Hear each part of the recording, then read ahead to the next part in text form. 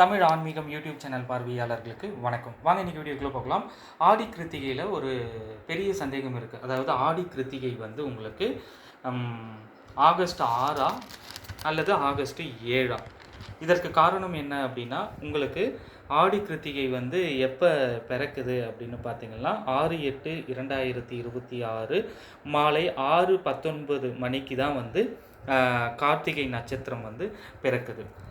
அதற்கு அடுத்து வந்து மறுநாள் வந்து உங்களுக்கு முழுமையாக வந்து கார்த்திகை நட்சத்திரம் வந்து மாலை 4:51 மணி வரைக்கும் வந்து உங்களுக்கு கார்த்திகை நட்சத்திரம் இருக்குது. அதனால் வந்து நம்ம ஆடி கிருத்திகையை 6ஆம் தேதி வந்து கொண்டாடணுமா அல்லது 7ஆம் தேதி கொண்டாடணுமா அப்படின்ற சந்தேகம் நிறைய பக்தர்களுக்கு வந்து இருக்குது.